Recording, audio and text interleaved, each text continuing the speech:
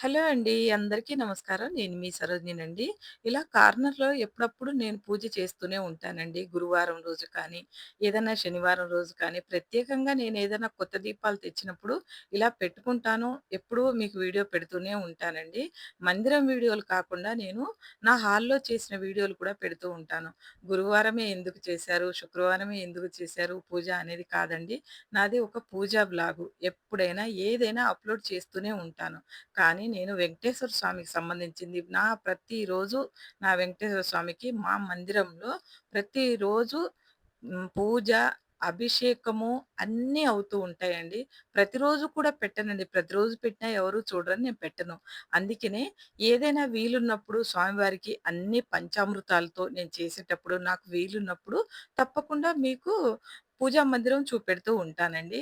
ఎందుకనంటే ఇక్కడెందుకు చేశావు? అక్కడెందుకు చేశావు? అనే కంటే పూజ నచ్చితే నచ్చిందని ఒక కామెంట్ పెట్టండి. లేదంటే పర్వాలేదు మీకేదైనా డౌట్ ఉంటే అడగండి. నేను ఇవ్వగలిగే ఆన్సర్ ఉంటే ఇస్తాను. లేకపోతే లేదండి.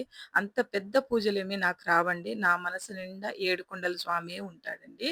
ప్రతి ఒక్క దేవుడిని నేను ఆ ఏడుకొండల స్వామిలో చూసుకుంటానండి.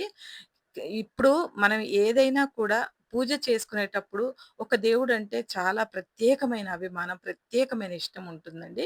మా కులదైవం కూడా అండి ఈ వెంకటేశ్వర స్వామి.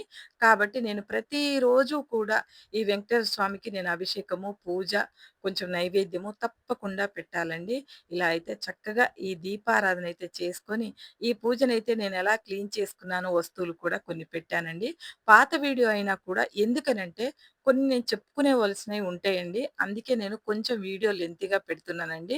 అందులో ఈ వీడియోలో కొద్దిగా మీకు క్లియర్ అవుతుందనని చెప్పి ఈ వీడియో పెట్టానండి. రేపు శనివారం రోజు చక్కగా పిండి దీపారాధన పెట్టుకోండి. అందరూ కూడా పెట్టుకుంటున్నారండి. నేను చెప్తేనే కాదండి. ఇలా చూడండి మా ఇంటి వర్కులైతే ఇలా నడుస్తున్నాయండి. నేను కొద్దిగా వీడియో పెడుతున్నా అండి. ఎక్కువ పెట్టలేనండి. వీడియో నచ్చితే మాత్రం లైక్ చేయండి, షేర్ చేయండి, కామెంట్ చేయండి. Thank you.